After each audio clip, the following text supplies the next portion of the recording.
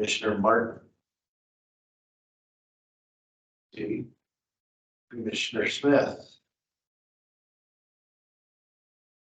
And Commissioner Stackhouse.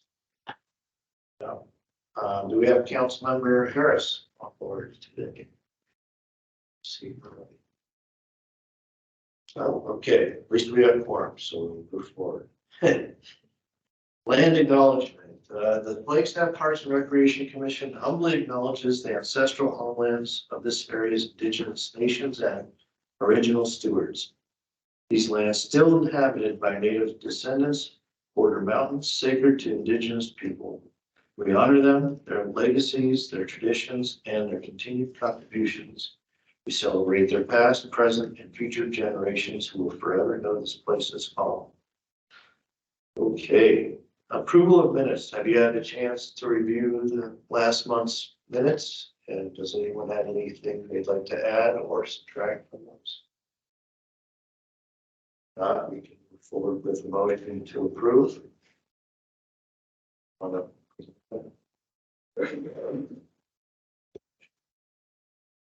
third has a motion. Can I get a second? Thank you. So we have a motion to approve. All in favor, say aye.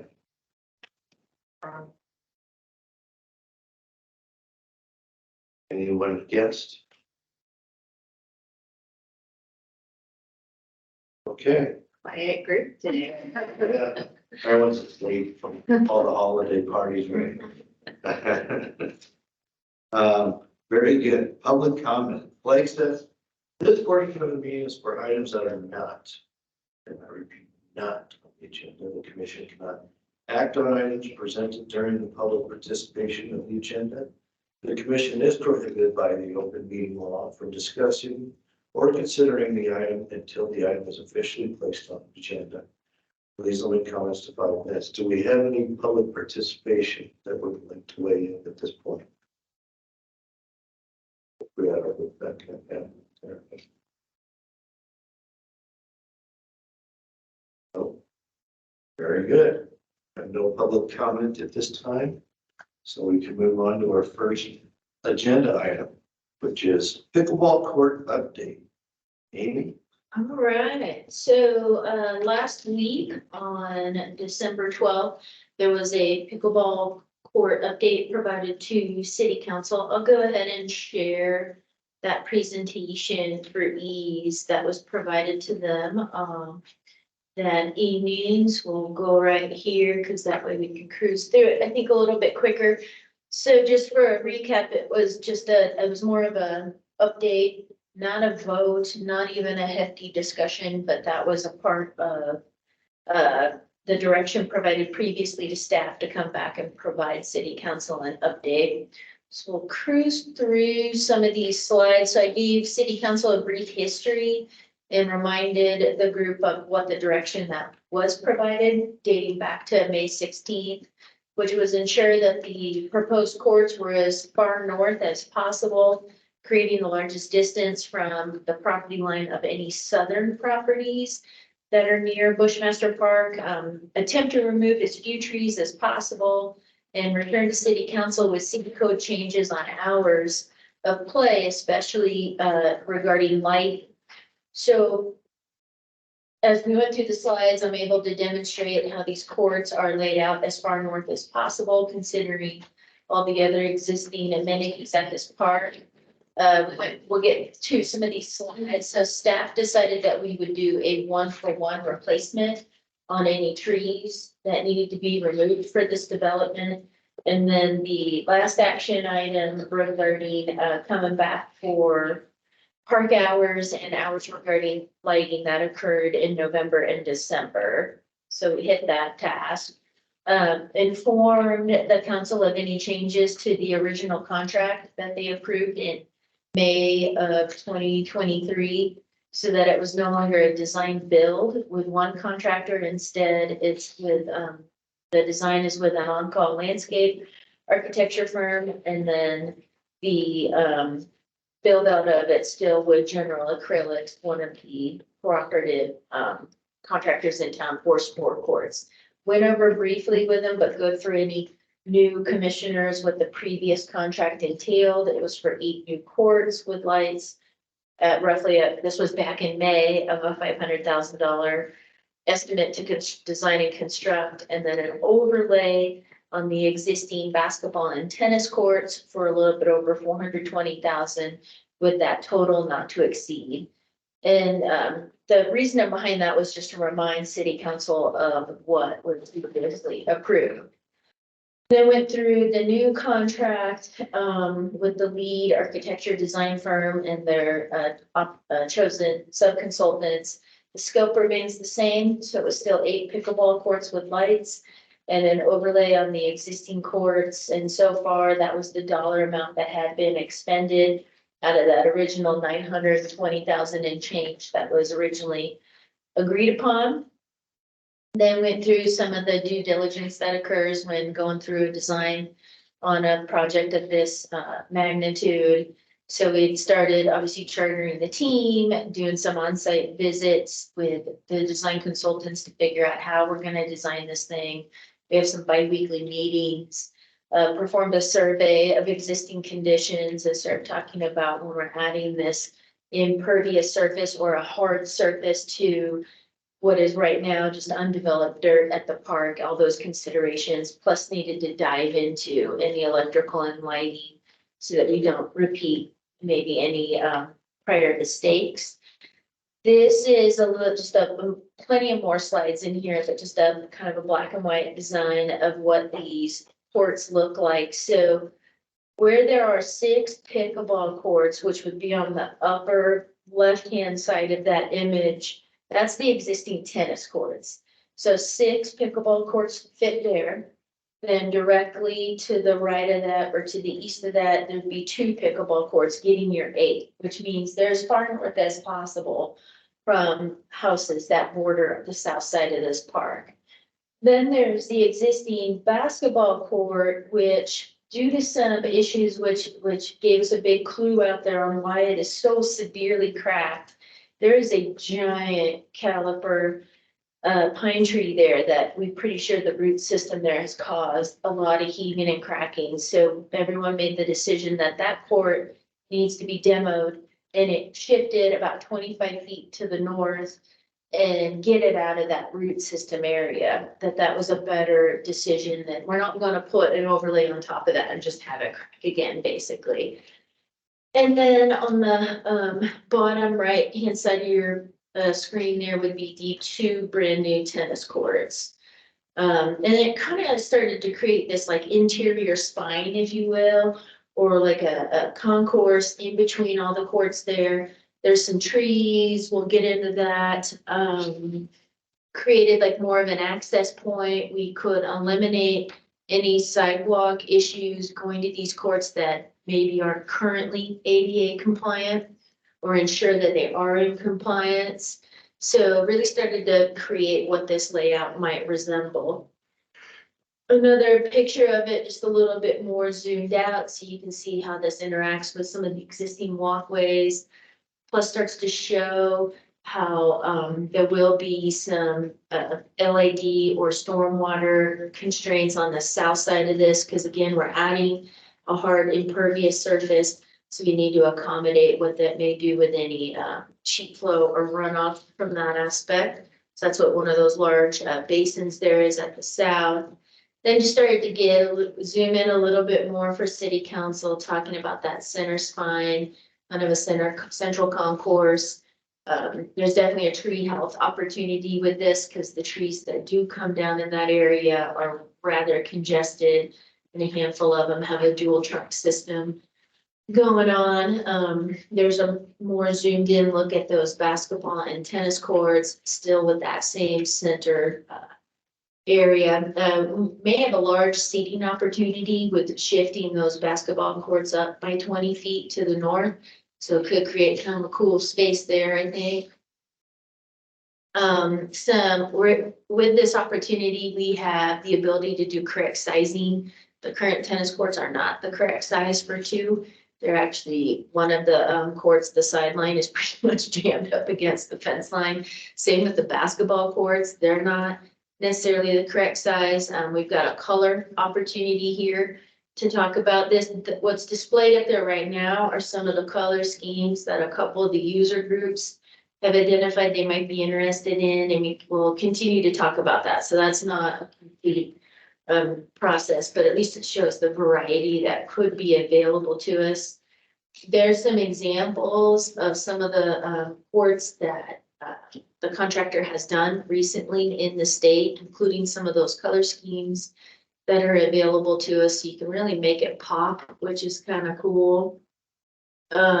This is diving into that 1-for-1 tree replacement. So with this current layout, 26 ponderosa pines would need to go away. Again, many of them are dual trunk, but we counted them per trunk. So just to be fair, we were like, we're not gonna take these dual trunks and say that's one tree. We're like, we're gonna be transparent with this. Just about 90% of them are less than a 12-inch caliper in size. Some of that could be also due to having that dual trunk scenario.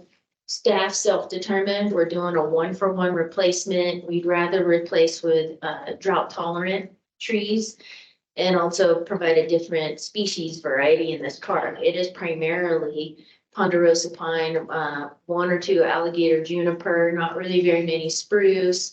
Some of the newer areas of this large park have some other tree species just because it's newer. So it also gives us that opportunity, and then we can also look forward to correct spacing in this type of replacement. On the left, and autumn maple blaze, we know that's been working really well in our climate, including with drought tolerant. The purple one, and then a zoom in on what some of those blooming flowers look like. That is a purple robe locust, also drought tolerant, will work here and provides a mixture of color and some blooms. Then we got a mixture of some shrubs that are currently proposed, again, to provide just a different, completely different vibe in this whole area. So I was able to demonstrate that to city council. This is a pretty cool kind of 3D view of what this could look like. So again, it shows those 8 courts up here of pickleball. It shows the basketball courts, the 2 new tennis courts in those differing themes. It shows this central spine right here with trees. We've got trees on the backside of the basketball. We've got trees over here surrounding these 2 pickleball courts. Really starts to give it a different feel. Shows what it looks like if lighted, kind of thing, to get a vibe on that. So that was, I think, a pretty impactful image for city council to see, because it's very difficult to look at black and white paper on this. Wanted to touch base on this with council, where what the current programming and oversight or management from the pros division is versus what post-construction could look like of these courts. So currently the 8 pickleball courts that are dual striped on tennis and basketball, they do currently today have dedicated hours every day of the week of 8 a.m. to noon. And then from noon to close is supposed to be the originating sport. So tennis and basketball. There are portable nets on site for usage by pickleball, which is when we tend to see a lot of the conflict that can occur in the field out there. So the idea is these 8 new pickleball courts, they're dedicated for pickleball play. And then the 2 new tennis and the 2 new basketball will be dedicated for tennis and basketball play. They will be dual striped for pickleball, but they'll only be available for pickleball via permit, which is huge. So there won't be these signs with dedicated hours. We won't be creating this conflict out on the court amongst users that are wanting to use these courts for different play. The portable nets that we currently provide, those will only be available via permit or during those times of an approved permit. Say there's a tournament or something like that. So it really starts to help manage better how the differing sports occur out there. How many total courts will there be? In this environment, Yeah. Bill? Great question. So there'd be the 8 permanent pickleball, 2 basketball, which accommodate 4 pickleball courts, 2 tennis, which can accommodate 4 pickleball courts. So the potential to have a permit, say for a tournament with 16 pickleball courts. Yeah. That was just another colorful view and to show all the walkways and where all these trees go. And as well as the LED basins to accommodate for adding that impervious surface. So as a healthy discussion, there weren't a lot of questions from city council. Again, it wasn't a vote. Instead, it was hey, here's where we are in the process. So our next step is to submit this to the city's version of design review, which has an acronym of IDS for interdepartmental. Good grief. I forgot what the X stands for too. That's the one that always. It's well, whatever it is, it's happening. I think it's called like Flagstaff. But so that'll be our next step. I believe the intentions are that pros will be submitting this concept plan package. I believe the next submittal date is December 26th. So we'll get that in. It goes in as a concept plan. It's got a handful of more further details than what's been shown up here today. And then I believe that it will be a strong enough document. It includes a drainage statement and some other items to where it'll probably go from concept plan to construction documents. So then we'll move forward with that and be working on those all winter and then be ready to get some stronger estimates on this too, as far as where this will come into place. Gino and I have had some initial discussions with the bi-weekly meeting and the contractor on, what will be within their scope to provide estimates on versus are there any items that park staff can do without putting that team in any hindrance with all their other required duties. I think the only task that will be done internally will probably be what we call a tree and grub when it comes time. So removing those 26 trees, because we can use it as a training opportunity plus work with partners in wildland fire to do that too.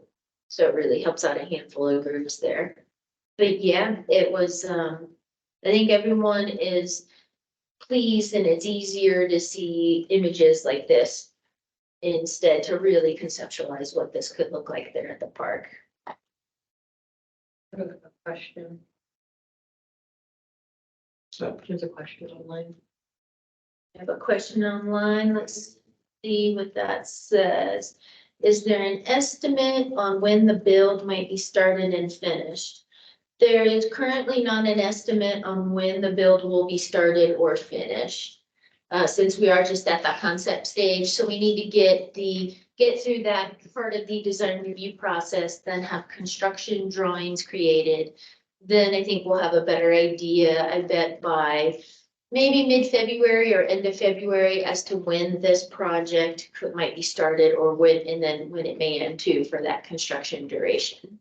does that require a building permit? It does require a building permit, yes. You mentioned 26 trees. Mhm. Do those have to be around the courts or can those be in other parts of the park? I think that it's ideal to put those around these sport courts. The reason I ask is I know on other projects where we've done that, there's always been a concern with the shade that they present and that it impacts play, the maintenance, especially with deciduous trees. And then the shade that in the winter time creates ice buildup on the courts. And I've already seen that on our courts at Forest Islands due to the shade from the existing ponderosas out there. So I worry about degradation, so. Right. Right now, that's where they're proposed, because I think the idea was, can they also be used to provide some of that natural shade Yeah. in this area, but then it comes with, the reverse of that Yeah. shade of those problems. And then also ensure that these 26 are somewhat being replaced in a similar space, if you will, and that we're not putting it elsewhere in the park kind of thing. But I do think those are still excellent things to consider.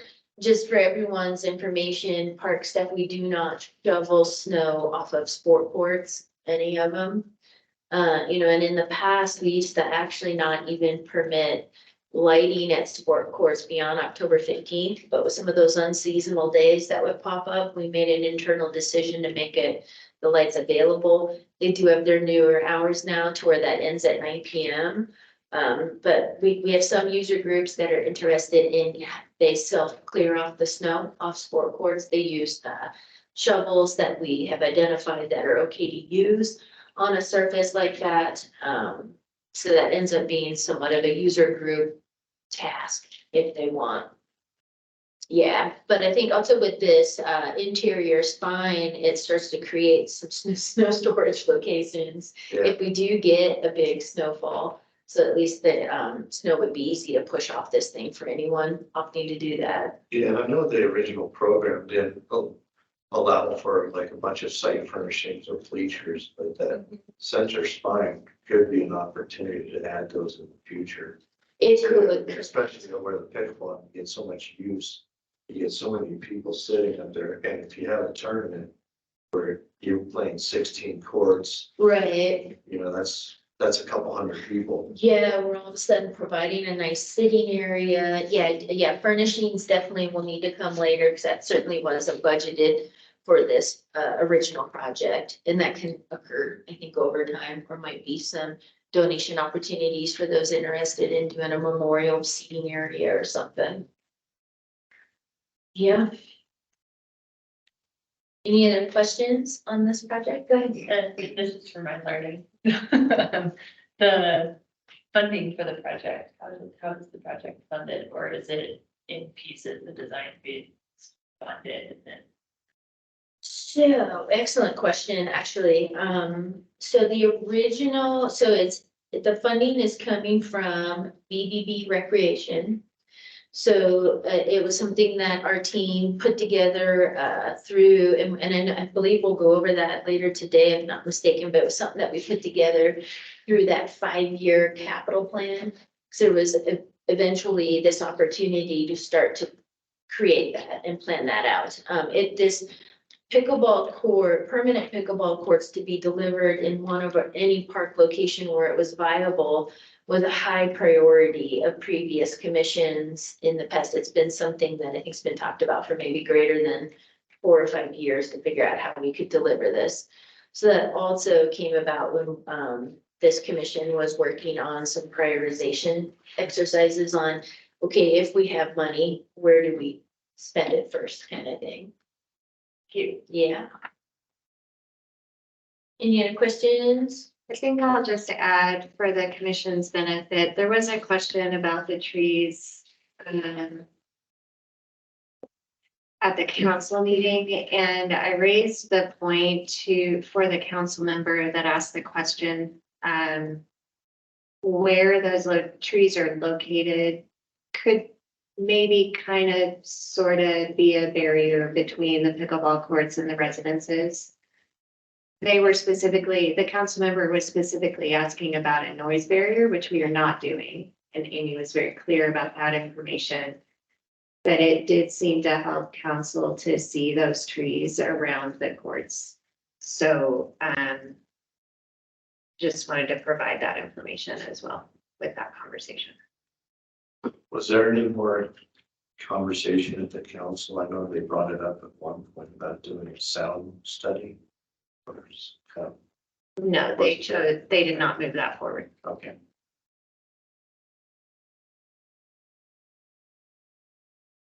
Anything else on this topic? Cool. Thanks, Amy. Yeah, you bet. Okay, well, enough with pickleball. We'll move on to the West Side Park. So West Side Park, I don't have anything pretty to display, but you know what I may dig up if the commission is patient is, because we do have some newer commission members, is what in the world we're talking about when we say West Side Park. So hang on a second and I'll pull that up while I chat. West Side Park was also a high priority for the Parks and Recreation Commission. It's a neighborhood classification of a park. It is on city property that is zoned public facility and was always intended to be a park. It's in a fairly large single family and multifamily residential neighborhood for the city, as well as has a connection underneath I-40 to another very large Flagstaff neighborhood. So handful of years ago, we started with some conceptual drawings on the project. We also have had some conversations with the adjacent neighborhood because there is a need to gain some type of access or easement to the city of Flagstaff property.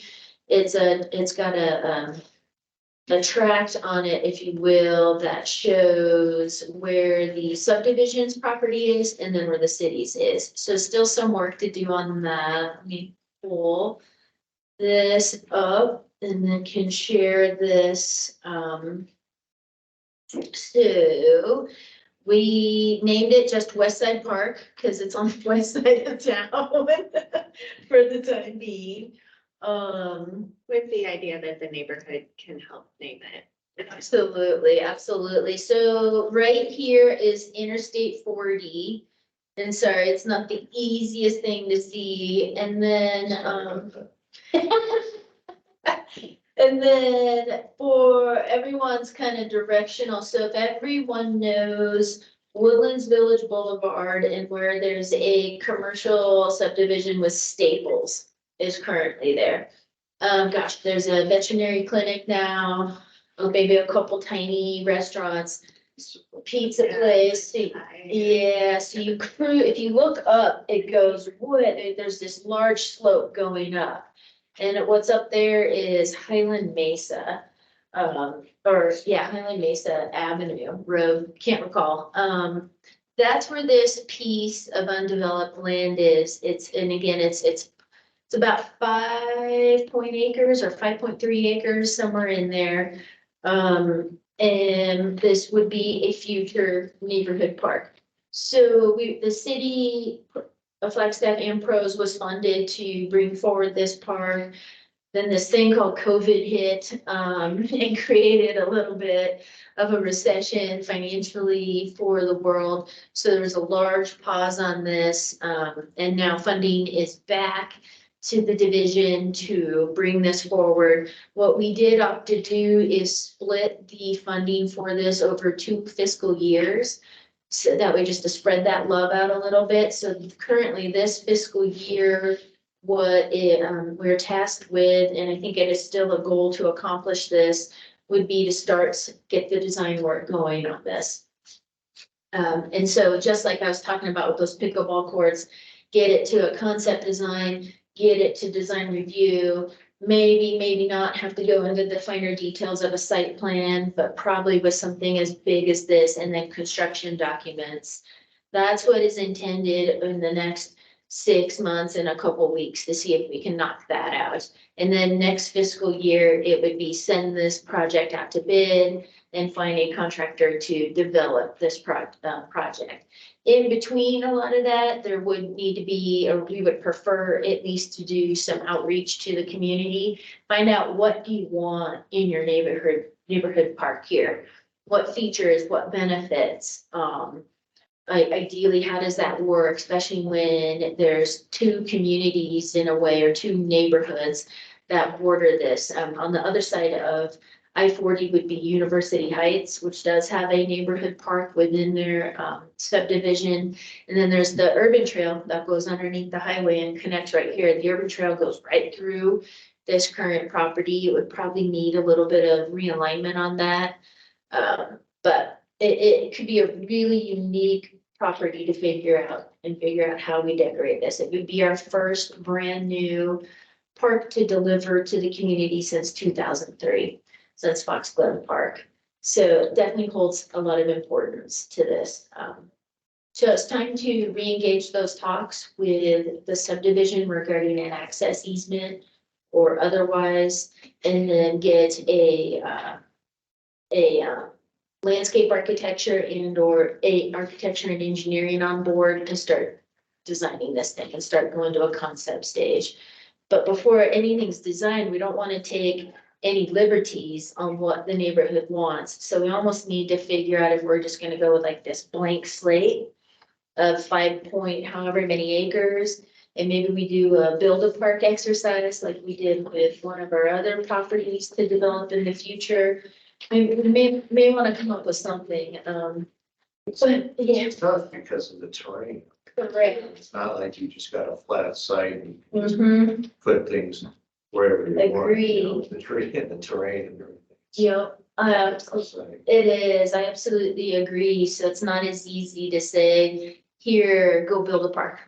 because believe it or not, there's about what, 40, 50 feet of fall. There is, So, easily, yeah, easily. yeah. So, and you weren't sure if they wanted a parking lot either, right? Not sure, yeah, this concept design's from 2018, shows a parking lot, you know, with the neighborhood classification of a park. Parking lot probably shouldn't be a part of that, because the idea is walk or bike to it from the neighborhood kind of thing, instead of driving to it. And parking lots cost a lot of money, and then are on that flat portion of a park too. Yeah. So who knows, that I could see being eliminated, you know, we know the typical amenities that are desired in a neighborhood park with playground structures, ramada structures, things like that. And yeah, really not sure what else. Now, this even shows some pickleball courts, but with developing pickleball courts at a community level park at Bushmaster, pickleball courts may or may not be ideal in a smaller neighborhood park. Unless that's what the neighborhood wants. Maybe they want something, or maybe different multi-use, or who knows what. So yeah, it's time to get those conversations going again, including with, the subdivision does have an HOA. So the conversations are at least with a solid group to discuss in detail on how we get there. I could pull up on a different map, kind of see up here at the top of your screen, Highland Mesa Road. And then, so all this outside this, hashed and dotted line is not city property. And so that's what makes this difficult, because we do need access not only for maintenance, but we need access to our own property for a park. That way we're not sending individuals across other owned property to access the park. You, at one point, we're talking about the HOA controlled lot, to the northeast there, north, that triangle piece. Yes, yeah. I'll pull it up on a bigger map so everybody knows what we're talking about. I didn't know if you were still, my question was whether or not you were still trying to approach the HOA to try to get some kind of agreement and bring that into part of the park, or was that ever really a discussion? They had actually, they started that conversation as maybe they wanted to give it to us to increase the size of the park. At the last community meeting that we went to, which was right as COVID was ramping up, which was really interesting that we were in that crowded at the beginning of COVID. They seem to get quite a bit of pushback on their board. So I'm guessing that that's not on the table, and we're not planning on it, and we never requested it. Yeah, it's kind of a funky shape here that just highlighted in turquoise. It's huge.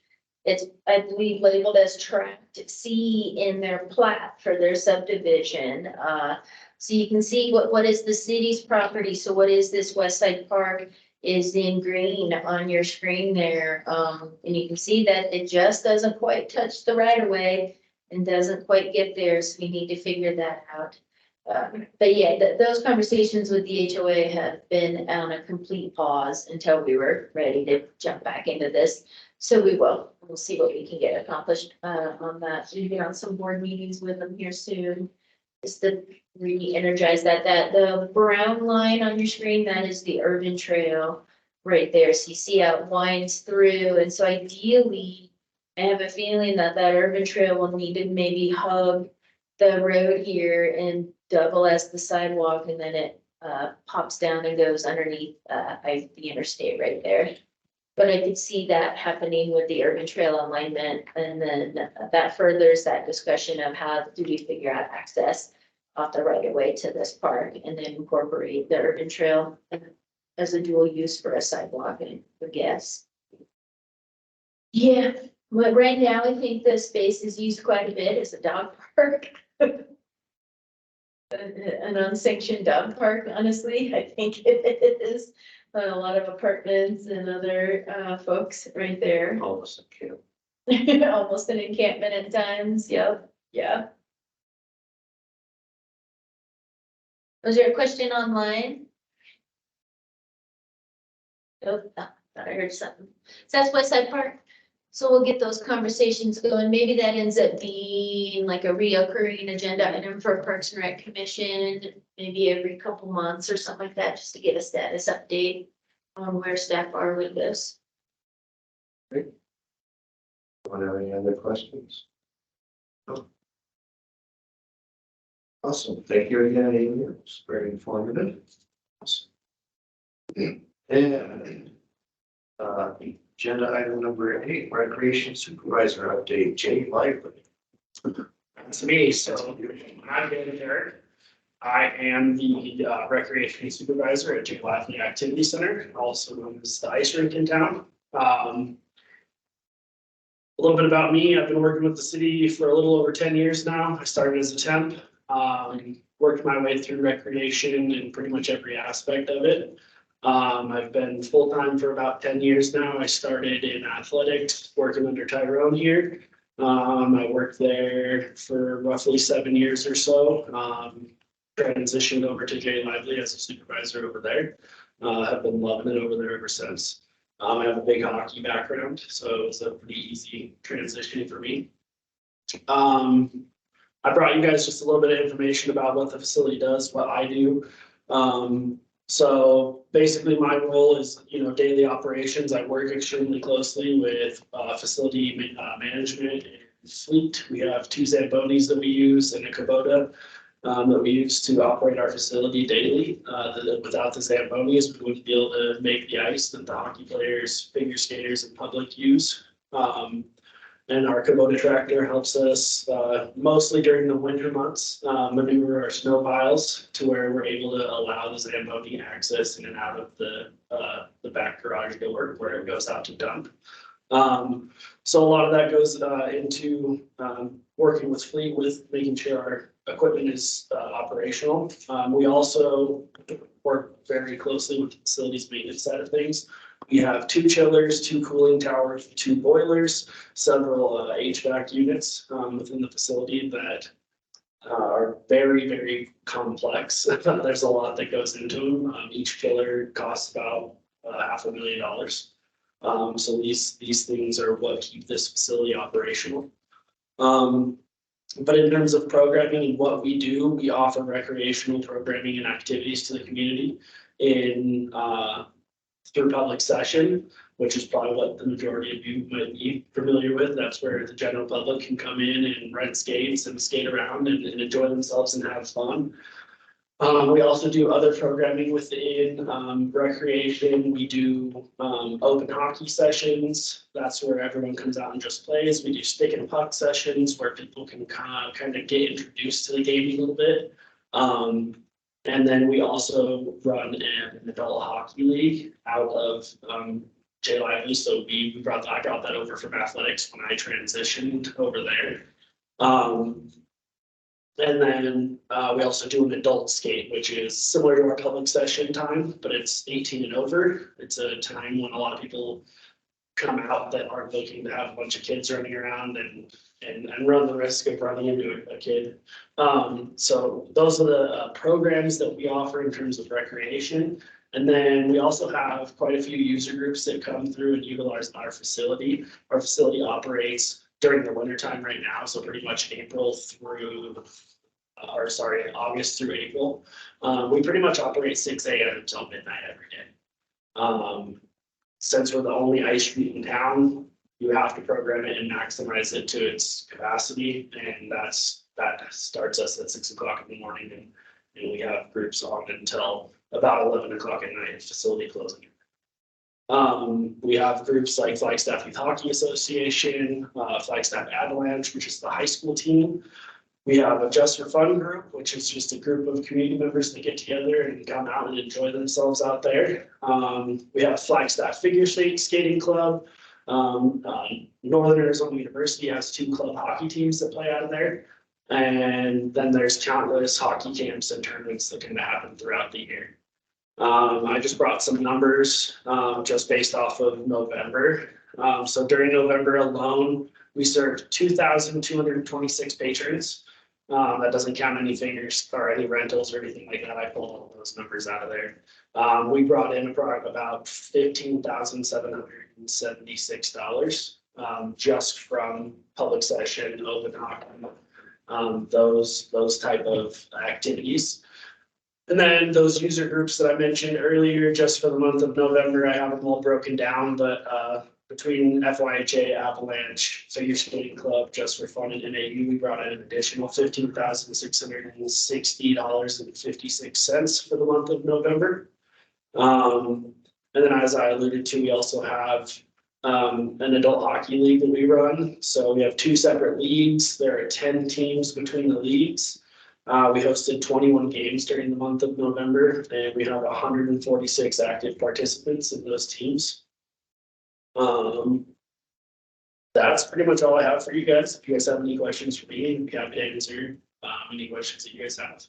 Do you charge, is there a fee for like just someone coming in doing the free skating, or, I mean, is everything got a fee with it? Everything has a fee unless you're not actually going on there. So we don't charge a spectator fee if the parents just go watch their kids. Right. But yeah, everything has a fee. So the vast majority of our users are people within the hockey or figure skating community. So a lot of times they have their own skates. So we charge a specific fee for just admission into the facility. And then we have a separate fee for skate rental if somebody's from the public is coming in trying to skate. You mentioned all the equipment. I think we've talked about this in the past, but you know, whether there's a need for new chillers or anything like that, I think somebody would have getting old as I so I don't know what the status of what the need is for upkeep, upgrades, replacements. Yeah, so there's definitely a need. Our facility has been around for quite some time. The chillers are getting old. We did have Pueblo Mechanical, they're a contractor we work with, and they came in and they did preventative maintenance this past May. And they addressed some of the issues we were having, and then they kind of created a preventative maintenance plan for us moving forward. It was a $40,000 project to try and get everything kind of back on track, the dehumidifiers, the chillers, the boilers, all those things. And they kind of raised some red flags for us. Currently we have one of our chillers that's operating at about 80% capacity, which isn't the greatest, but it's a lot better than our other chiller. Our other chiller is currently operating at 20% capacity. So combined with the chillers, we have one active chiller that is operational. So anytime any of them go down, especially if the one that's operating at 80% goes down, we're really in some trouble. Good thing the Pueblo Mechanical is fairly responsive, and they help us get back and running fairly quickly. But it already has been identified that the one that's operating at 20% is pretty much on its last leg, and we'll be seeking funding for roughly a $500,000 new chiller. Wow. Interesting. I didn't have any other questions. Anybody else? Nothing? Great. Well, thank you for the presentation. Appreciate that. So, we're on 5-year plan refresher, item number 9. I have got our 5-year plan that I will share. And this is the 5-year capital plan, and I'll try and increase it so it's a little bit easier for us all to read up there. So again, this is that 5-year plan that was created as this division began to take shape, and with a lot of those funds being from that BBB tax. What is highlighted in yellow up here on the screen, that is this current fiscal year. So there was a way with the funding to create a $200,000 per year. And those are future years going out, including what's highlighted in blue for next fiscal year. But there was a way to create this kind of deferred maintenance or projects for the entire division. So for parks, recreation, open space and events. And that's where, like where Dan was mentioning that preventative maintenance plan that we did at the ice rink, we used funds for like a project like that. So it's given us a guidebook. So it's really used for things that this division really needs. In parks, we've used it to buy a couple new snowplows, some things like that. So that's become a very helpful fund because they're for, whether if it's for preventative maintenance or project related, to really help us keep moving along. So that's that $200,000 going all the way out there, out to the right. How far out does that go? That's just a It's a 5-year plan, So- yeah. Okay. And then, through that prioritization exercise that we did with the Parks and Recreation Commission, that might have been in 2021, I think. We created kind of we had, I want to say about 27 project ideas up there and asked this commission to prioritize them. And what fell to the highest importance are, it's listed as a play structure replacement, and that's a $150,000 going out all 5 years. We have some aging play structures out there. A lot of them, the community was lucky enough to receive kind of in the 1996 to 2001 era. Some of it may have been some grant funding. We have a bulk of them out of our 23 parks with play structures, and there's a lot of them that are in that 20 to 22 year time frame. They're aged. We're having a hard time getting, maybe parts are becoming obsolete, things are breaking, what have you. It's time to replace. So we created this multi-year replacement going out. So that's pretty cool to see, because otherwise those are really hard items to build the funds for, to swap out. Gino and his team in parks then took and did an internal exercise to then prioritize, okay, we got this 150,000 per year. Now, which ones are we going to tackle first? And that was based on plenty of criteria. And then, just to remind every commissioners, we do have certified playground inspectors on staff. We utilized the resources with the staff that are certified in this and created an awesome list. And that will range, the first play structure we're doing this year is Ponderosa Trails Park, neighborhood park. And we probably won't expend the full 150,000. We might get close on this one, but any funds that are left over, the city has a function to them when we can carry it forward. Because there will be a time we're going to need to build a balance bigger than 150,000 for a really large play structure. One that's pretty high on our list is what we call Bushmaster East. And Bushmaster West, and that one is going to take a lot more than 150,000 to replace. So there could be a gap year in there, or who knows how we'll continue to figure this out, but we do have that self-drawn list. That's what that 150,000 is going out in the 5-year plan. When we drop down, we start to get into some of those prioritization projects that came from the commission. This first one for 250,000 is a new restroom at Heritage Square. So that one we're in kind of a, I wouldn't even call it a concept plan stage. We're in somewhat of a due diligence stage because there's a lot of external partners on this one. It's with the Downtown Business Alliance. There's also the Hopi Trust that owns the building and the square itself. As far as figuring this out, there's the downtown overlay and historic preservation when we're talking downtown. So there's a bunch of external partners before that is even at, I think, a concept stage. But that's what that project is, because currently what would be considered the Heritage Square restrooms or public restrooms are in an alley directly across from Uptown Billiards and within the Hopi Trust building there at that location. Another item there for 350,000 is the reconstruction of Ponderosa Park. Ponderosa Park is in the Sunnyside neighborhood. unfortunately was impacted by the museum flooding that occurred as a result of the museum fire. And so definitely has some TLC on board.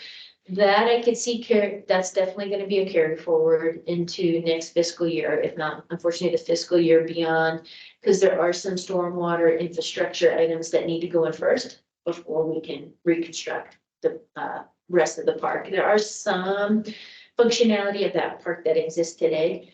There are 2 basketball courts and 2 pickleball courts on site. Still a little bit of a grassy strip or a grassy area. The Ramada's intact, that was there pre-flooding, but the play structure is gone and some other amenities like horseshoe pits, sand volleyball pits. Those were unfortunately destroyed in the flooding too. That is what soaked up this fiscal year based on that prioritization exercise we went through. What is in blue on your screen is upcoming fiscal year 24-25, so July 1st of 2024.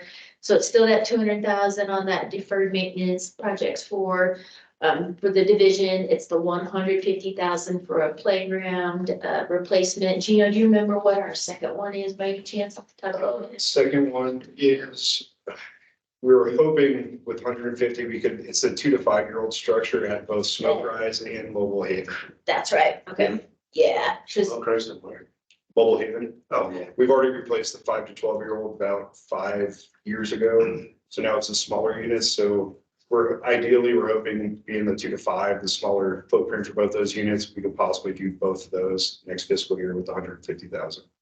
If you have a little left over from carry forward from the sugar. And that's the plan as well. Yeah. yeah.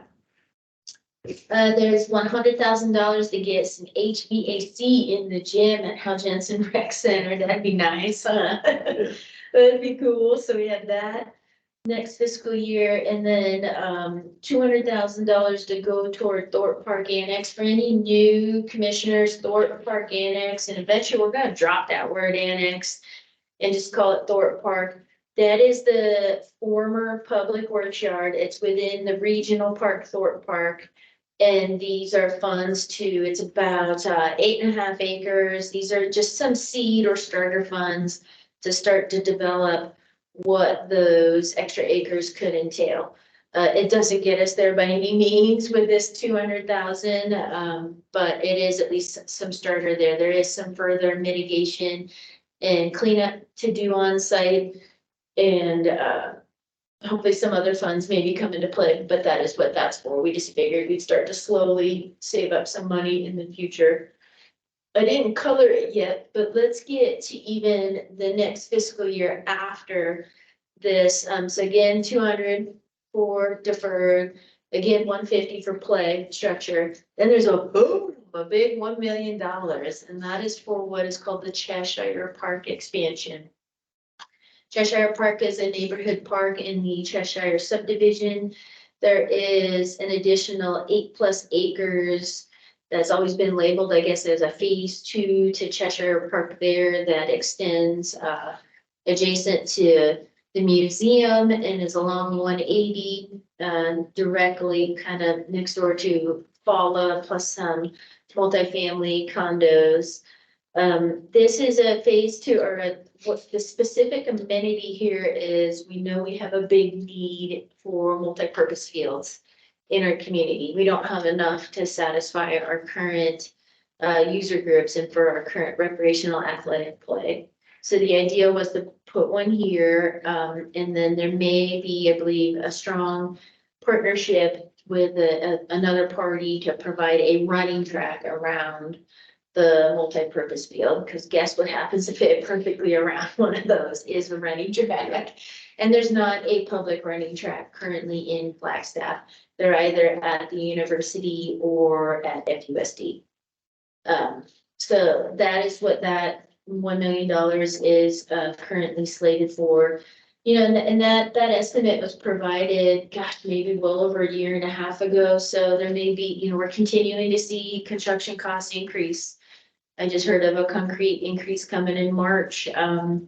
So who knows if we need to dance face, who knows if we need to evaluate that as time goes by and figure out what goes on there or look for grant opportunities to match with something like this. The year after that, still our mainstay of deferred maintenance play structure, and then there's a 1.5 million, there's actually, we'll cover those 2 years together. There's 2 years there with 1.5 million, you'll see it's in the same line item. So total for 3 million, that is what is called Continental Park expansion. Continental Park is one of our regional parks on the east side of town, off Country Club, where there's currently four baseball fields, 1 softball field, kind of in a 5-field complex, large parking lot, and a play structure. This is an expansion of that because we do not have a girls softball complex. What we have are some girls softball fields spread out throughout a handful of locations. 3 million is not gonna get us a full complex, so I don't want to dissuade anyone or persuade anyone into thinking that, but this is at least a starter fund for this. $3 million is hopeful. Maybe we can get a design of what this expansion looks like, and maybe we can get 1 field, or there could be a grant opportunity to help fund that and create this, or who knows what's available with, say, MLB or anything like that. But that is what that $3 million is for, is to start to go there, because that is also a high priority for our commission and our community to have an actual softball, girls softball complex. The softball complex that's at Thorpe is adult softball, not intended for girls softball on that, although girls softball is played on it. So that's our 5-year plan. It's a lot. Exciting, though. It still is exciting. Yeah. At least there's money there, continue doing stuff. Yeah, it hits some of those high priorities for us too. Doesn't hit them all, but definitely hits a handful of them. With this was the document from this current fiscal year, so obviously there's a year added out there onto the side when we go through our budget season this year. If I'm not mistaken, I think because of the 3 million as we're building that balance of the mainstays of the deferred maintenance and the playground replacement are there, but I believe that there's not much else because we were attempting to build a large balance for Thorpe Park. We already have West Side Park funded, correct? We do, yes, yeah. That is funded at 1.6 million.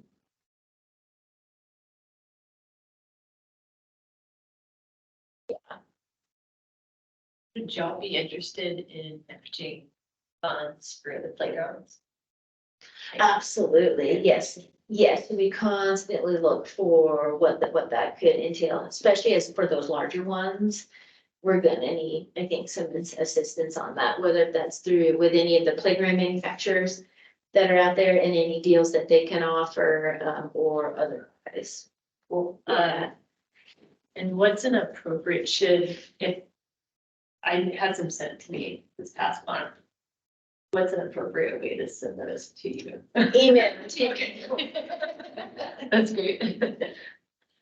How is the procurement on the playgrounds? Is that a bid situation every time, or do you go with a pre-approved like manufacturer representative?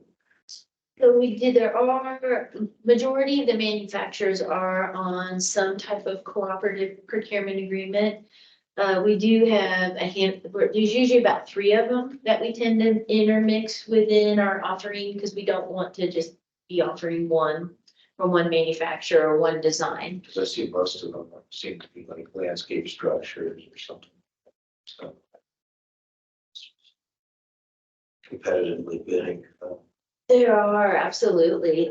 For this recent process, I believe that we went out to just landscape structures for this. One, yeah, first just one. on the side for this one in particular. And that's a, relationship we have with the vendor and the product we're getting. When we get into the larger community parks, Bushmaster and Foxland, they're a lot larger scale. So when there'll be more formal bid process where we'll ask for designs from multiple vendors. In the meantime, we have a couple select vendors that we've typically been using over the last couple of years. LSI is one of them. So for some of these smaller ones, even next year, we're looking at Mobile Haven Smoke Rise. will likely be the same scenario, small structures. They've already, the the larger structures in the park recently replaced are already LSI to kind of match that same vendor and their same look for the park. Are you looking at some of the updates? I mean, because I'm in the business, I see a lot of these newer playgrounds coming out that are more related to STEM and other things. Are you considering those or? Sure, and we are, and that's usually, even when we deal with somebody like LSI, you know, we typically ask for 3 to 4 designs from them, incorporating some of the new trends that are coming out. And with the most recent one, we did have 3 designs, which we did reach out to the HOA at Ponderosa Trails, get their vote and their opinion, and they did select one of the designs. But that's always included, even when we use sole source for a vendor, we always ask for multiple designs. Kind of the newest and latest trends are included in at least 2 of the designs, and one tends to fall back to more standardized designs. Thank you.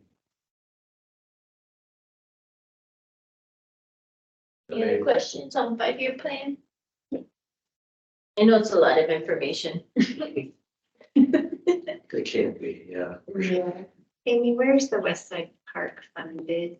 Does it, it doesn't show up on here, right? It's listed right here as new park development. And right here with that 1.5, 100, but it's actually 1.6.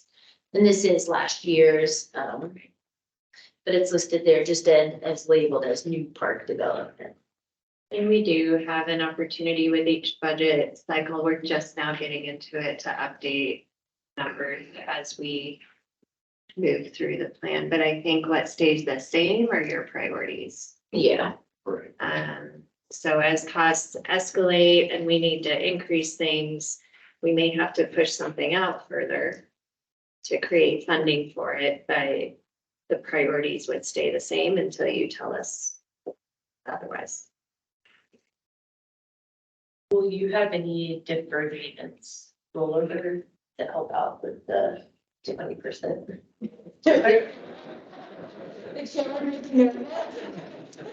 It makes Dan nervous. Well, so that's another great, so we did last fiscal year, the preventative maintenance plan to give us that guidebook. And then this fiscal year, I believe we've got some of those task items within that preventative plan to knock out, and we'll be using this fund. It certainly could be something that we could attempt to build if we wanted to have that safety net of a chiller replacement. Or it could be a brand new budget request. Then when we go through our budget cycle, that staff bring up or propose to budget team, be like, look, here's the situation, here's what we have. Can we get this funded? Yes or no? But yeah, it certainly could be some, if we needed to self-build something, or if we had an emergency procurement situation, it's gonna be something to consider. Yeah. And that would be in cooperation with our facilities advisory committee, right? Yes. Which Jamie is co-chair. But everything facility related that we go and ask for budget requests for has to be approved by them first. They might not be able to fund it, but if they think it's a priority for us to request. Good question. Yeah. Anybody else? Commissioner Layton, do you have anything? No, thank you. Well, good, we're moving right. City council liaison, I don't believe we have Councilmember Harris on board. So skip over that for this one.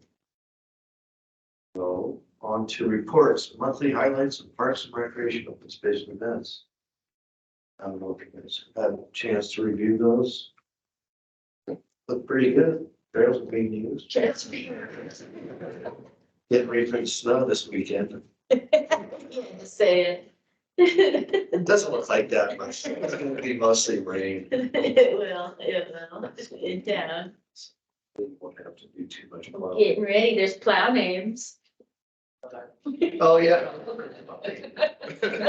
Can you review those again? Yeah, well, we released only 5 of them. We released, Rhinestone Plowboy, that was the top one. We really, this is going off memory too at this point. We had Darth Blader. Edward Blizzard Edward Hands. Scissorhands, my favorite Holy Slate. Good dogs. Skip Dog. There's a couple hidden ones that'll come out later on social media, we thought. Our Vincent marketing supervisor is guarding those tight. So we're not gonna let those out just yet. Now, are the plows actually gonna be made that? Oh, yeah. Yeah. Yeah, there'll be decal stickers on the front face, on the. I was reading them to the office, they were on track. That's hilarious, yeah. Oh, yeah, Tater Tot, we got Tater Tot, I forgot about that. Oh, we did release more. Oh, yeah, Panda. Pandas might be a homage to one of our coworkers, and then white de-Eisenflower. As a history teacher, that one's mine. Right? We had a lot of fun, and there were over 500 some odd submissions, plenty of duplicates, so 300 unique name submissions from the community, including staff, and then we sat down and voted on them. How did you, solicit getting those names? It was literally an available anonymous survey, so we pushed it on social media. I did send in everyone email to all city staff, just so we could engage all of our coworkers everywhere in it. Yeah. Yeah, we had a good time with it.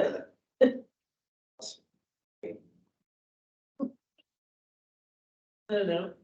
Just wait for the secret ones. Now the anticipations, it's gonna be gnawing at you. That's right. Right? That's the couple. Well, I'll be waiting to see the sticker on the plows.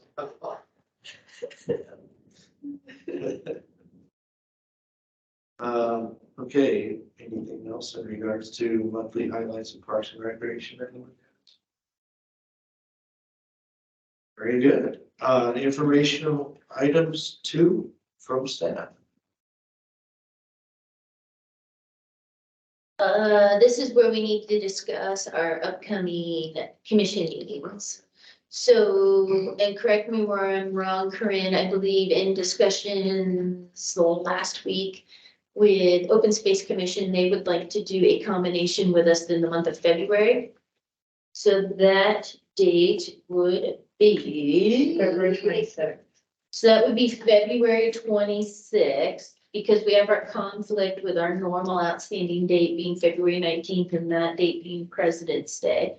So that helps us then figure out our January date, which we had discussed previously, but normally would have fallen on January 15th, which is Martin Luther King Day. So instead, I believe we were saying we would do January 22nd.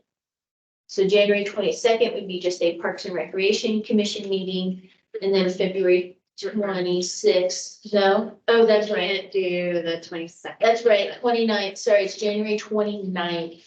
It would be our Parks and Recreation Commission meeting, so that, because there are 5 Mondays in January.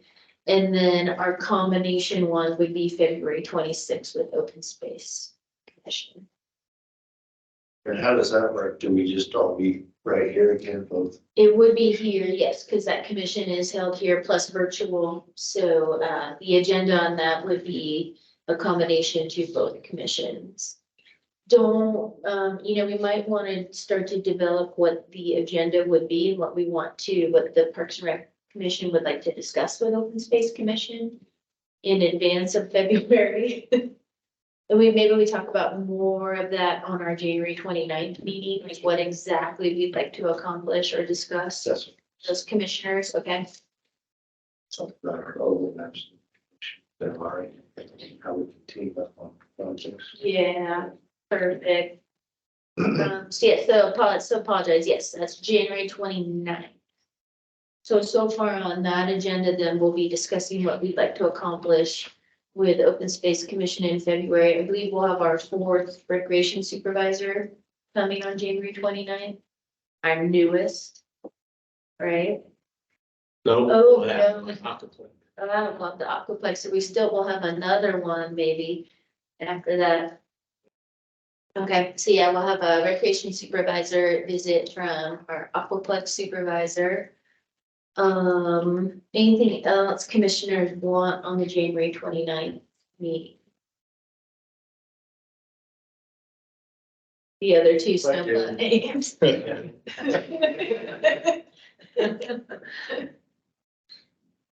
My attendance might be shaky. My wife's due date is that week. Okay, yeah, good to know. I mean, who knows?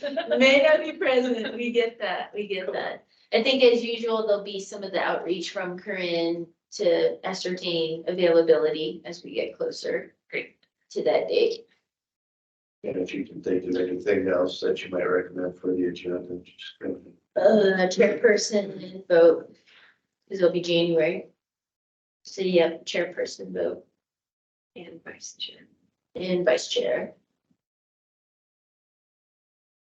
On the spot. I'll take one.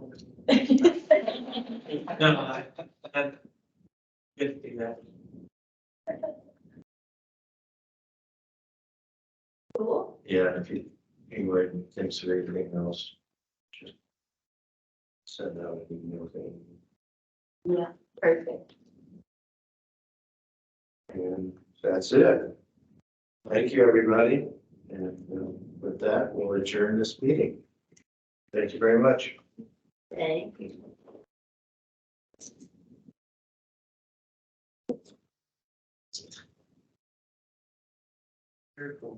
Council member, very helpful.